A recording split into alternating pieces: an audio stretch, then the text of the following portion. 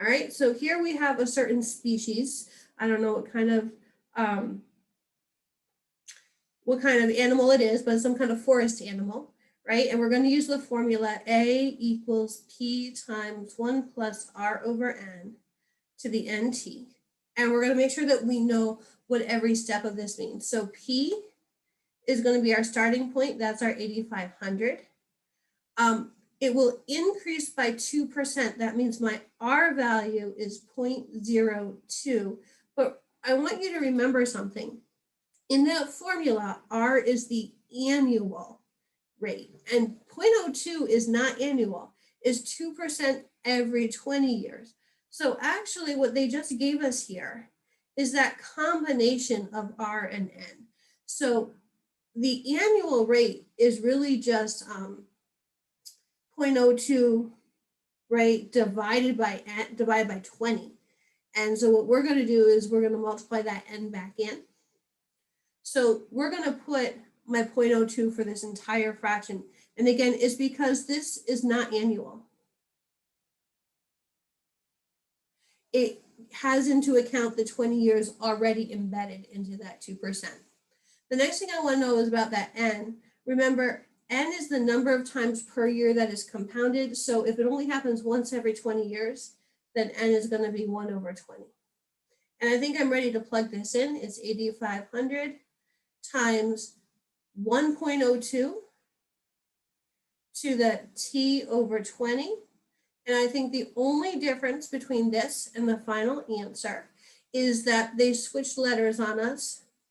They switched T into Y, and that's okay. In our formula, it was a T, but they're telling us here they're using Y for years.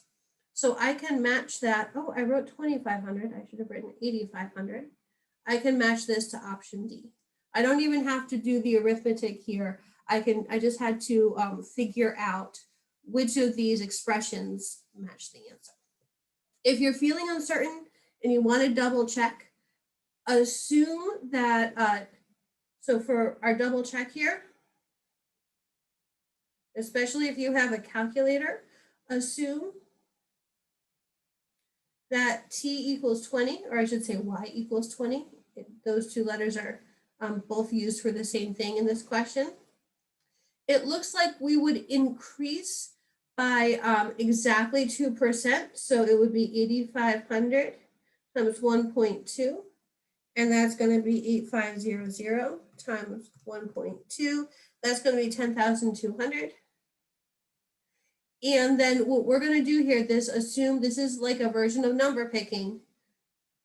Plug in Y equals 20 and see which one of these options gives you this result. And you'll see only D will work. Because D, if we do 20 divided by 20, we'll have an exponent of 1 here. Whereas, let's see, this has the wrong multiplier. This has the wrong multiplier. Here we have another 1.02. But in this case, if we are multiplying by 20, we'd end up with like a 400 exponent, and you're going to have this huge population that's like totally out of control and is not going to be a reasonable number. So if you pick numbers, I recommend you pick 20 because that's the number that will make this exponent 1, and it will be easy to check then against this answer, this 10,200 over here. That was our double check. I hope that made sense to you. If you keep going in this chapter, you're going to go through 5 different strategies, and one of them will absolutely discuss this even further.